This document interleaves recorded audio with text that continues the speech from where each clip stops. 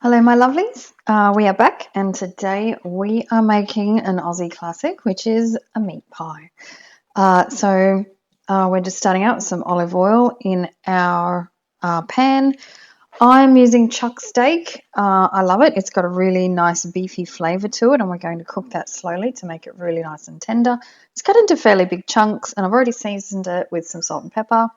I've got some onion, garlic, some beef stock, tomato paste, and a little bit of flour to keep it to get it nice and thick. So I've got my pan on kind of medium, and let's see, how do I get a sizzle? A very low sizzle. Okay. So meat pie. Didn't realise. Obviously, growing up, Australians eat a lot of meat pies, and I never realised that I don't know if other countries do meat pies, but I know, like in the US, their pies are usually sweet. They're usually like dessert pies, or I've heard of pumpkin pie. Never tried it. But yeah, we have meat pies. So most bakeries, I'd probably say all bakeries in Australia have meat pies. You get lots of variations. They'll do steak and kidney, steak and veg, steak and mushrooms, steak and onion, steak bacon and cheese. You get the idea. And they also do chicken pies as well. Might do a chicken pie as well one day. Price at a bakery, you're usually paying around, I think the average now is around like $7 for a pie. And they can be a bit hit and miss. It's a big thing to find a good bakery that does a great pie. I know pies are judged quite harshly here. They are judged based on meat content, gravy, and how well they hold together, because pies should have the base cooked so that you can eat them on the go. So a lot of people grab a pie and then, for lunch or as they're driving somewhere, so they want to be able to eat it one-handed without it all falling apart on them. So it's a big thing. I actually joined a Facebook group about where the best pies are, and it's pretty harsh, I'll tell you that. So we are cooking this onion, and I've added some garlic, just cooking it down to until it's a little bit transparent, a little bit translucent. Transparent. I think transparent. Anyway, here we are. It's smelling pretty good. You don't want it to burn, obviously, so keep that moving.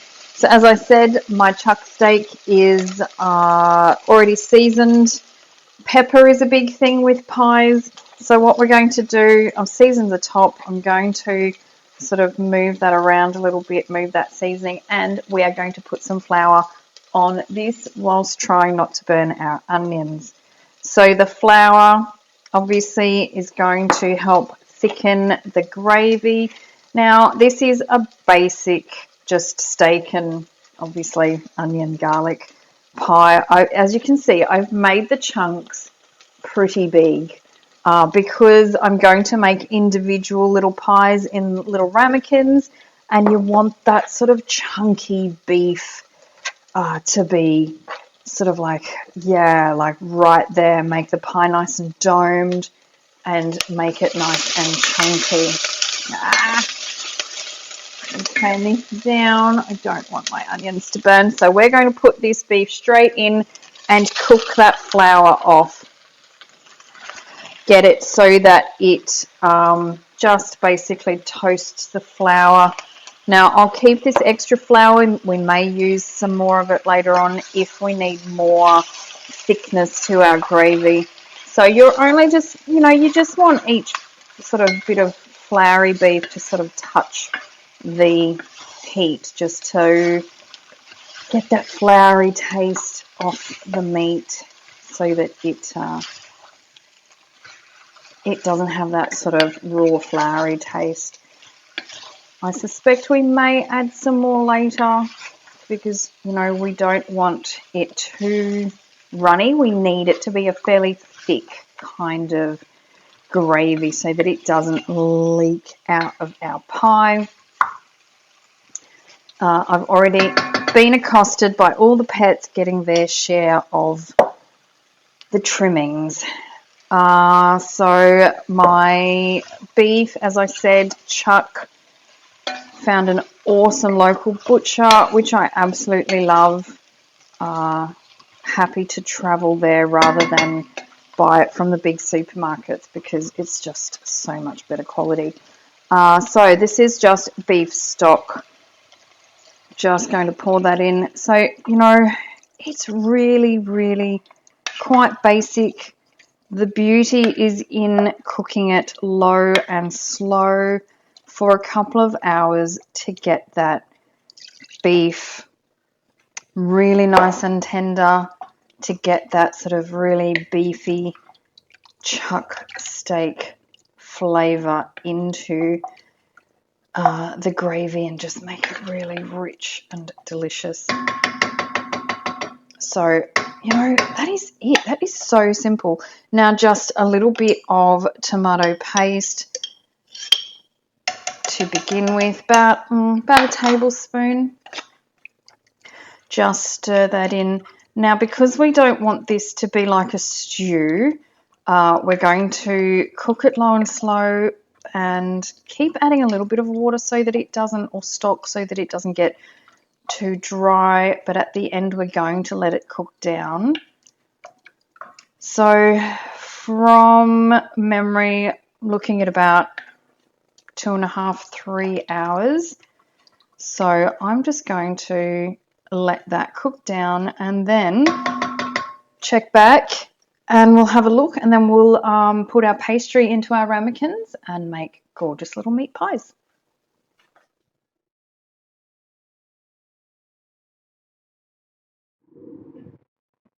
And we're back. So this has been cooking for about 2.5, 3 hours.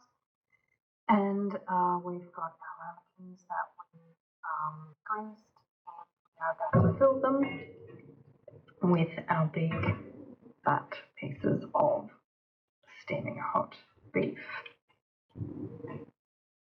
So filling it fairly full. I want it to have that nice full domed top. You can see that there's gravy there, but it's fairly thick. It's not sort of running everywhere. So we've got one egg beaten up here to do the egg wash. We've got a piece of pastry, but that's what we're about. We're not here to make everything absolutely perfect. And fact is, it's going to taste amazing regardless of what it looks like. So we're just going to push these edges together.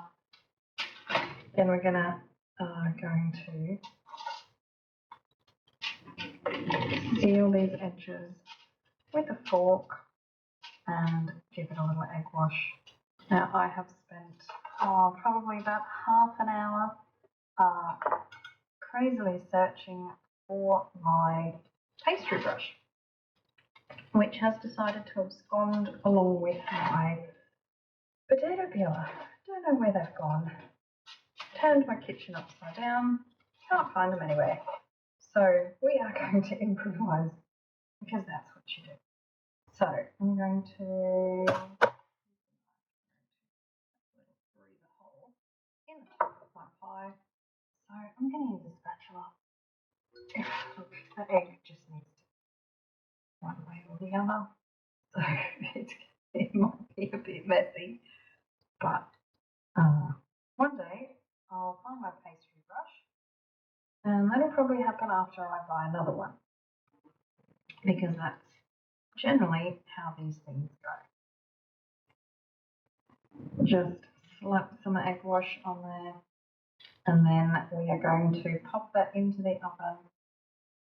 I've got my oven on the setting where it heats from the top and the bottom, and I've got it at about 180 degrees. It's mainly just to get that pastry puffed up. Make sure your oven is preheated so that it starts puffing that pastry up. So extra egg because it gives it that really lovely flavor. Probably would have been neater if I had my pastry brush. Never mind. Let's get this in and I'll be right back. And here we are, out of the oven. Took about, I don't know, 15-20 minutes. I ended up putting it on fan forced to get that puff up nice and high. So there is a gorgeous hot pie. I'm going to let that cool down and plate it up. I've got 3 more ready to go. This is my husband's. I just put a bit of cracked pepper on the top there with the egg wash. He loves his a bit peppery, so I'm going to plate this up and I'll show you what it looks like. Okay, bye. Okay, and there you have it, all plated up. We have beautiful beef pie. Don't know if you can see in there. Just some roasted veggies, a few fries, and I will take some closer up photos so you can see just how rich that gravy looks. All right. Bye.